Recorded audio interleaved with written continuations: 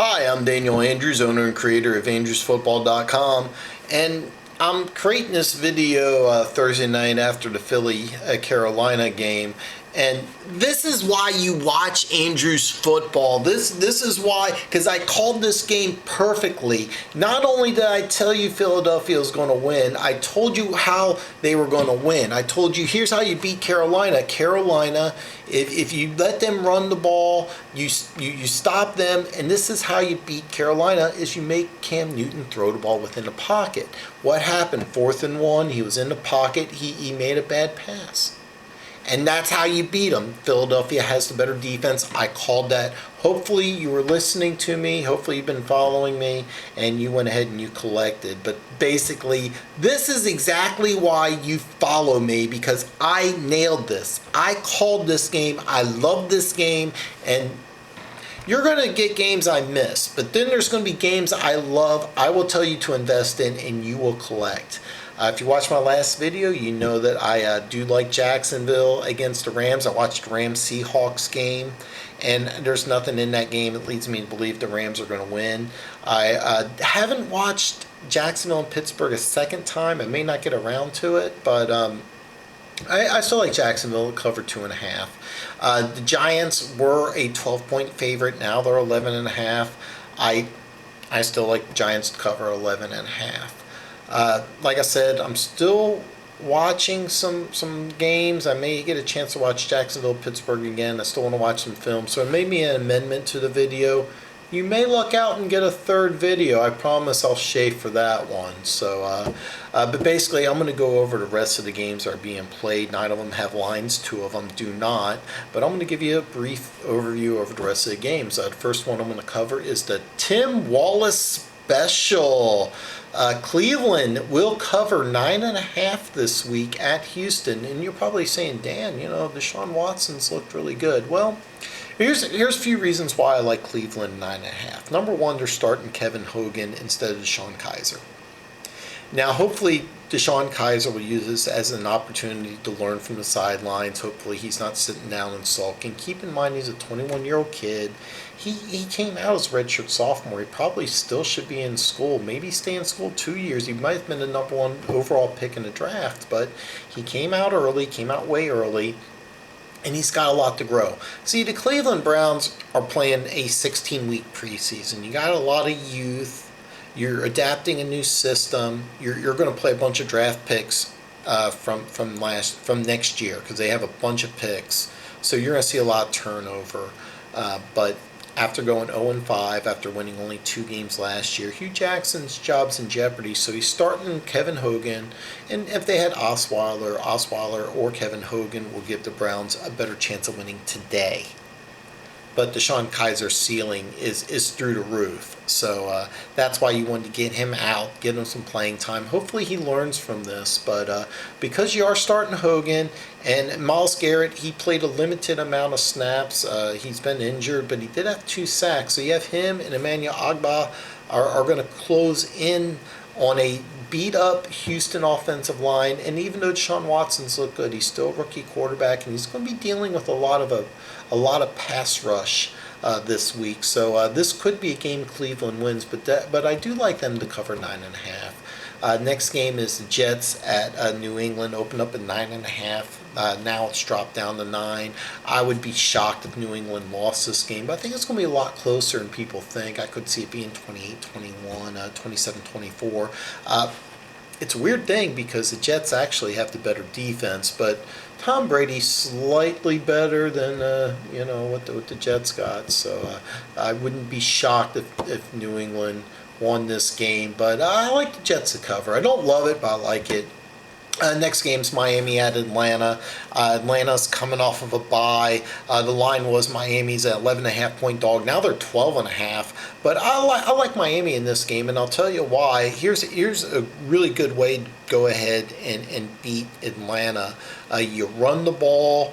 You play good defense, and you keep it away from Atlanta, even though I think they're going to come back healthy.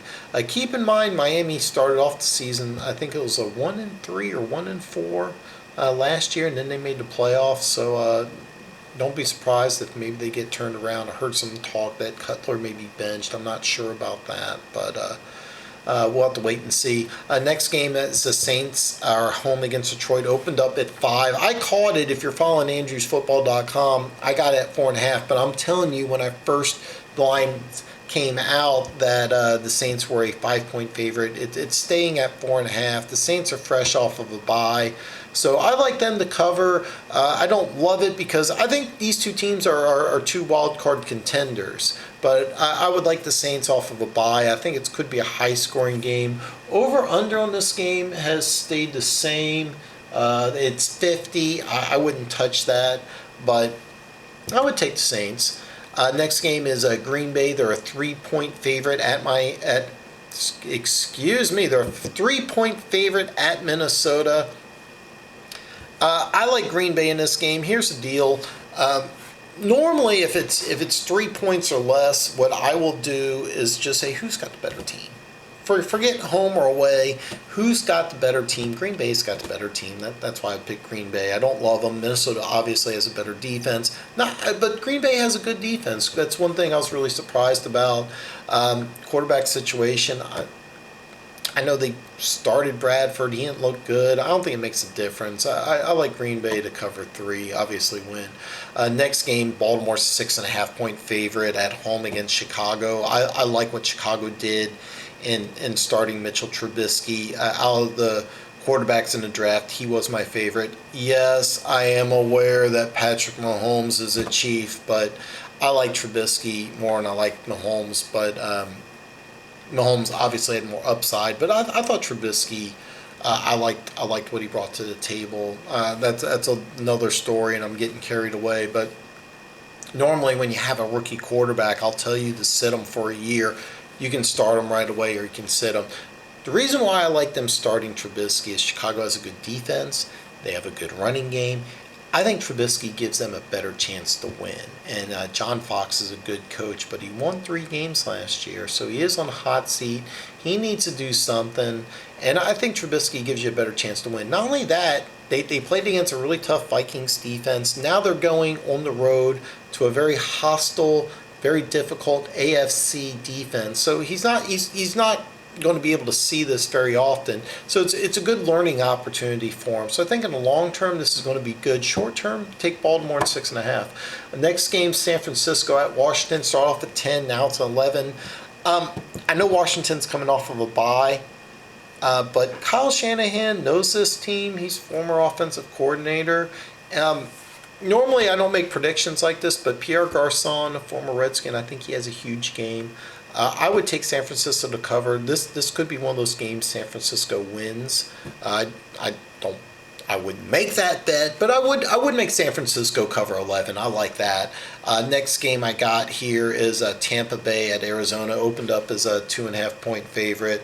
Now it's 1.5. Maybe that's due to Arizona getting Adrian Peterson, and this is really a good move, I think, for both the Saints and the Cardinals. Now, Arizona has 2 home games coming up. Of course, Tampa Bay, and then next week they got the Rams coming. Then they have a bye. If I was going to guess, I think Adrian Peterson gets about 15, 20 touches this game, maybe even 25. But I think against the Rams he gets about 25. And then during the bye week, I think they build the whole offense around Adrian Peterson for a barring injury for the rest of the year, because that's what they did with David Johnson, and Adrian Peterson can do the same thing. I know he's not supposed to be the same type of receiver that David Johnson is, but I've always thought he had good hands, and that's something I think that people have kind of overlooked, is that just because he didn't catch a lot of passes, people think, well, he can't catch. Well, I think he can, so I think he's basically going to replace David Johnson. I like Tampa Bay to cover that.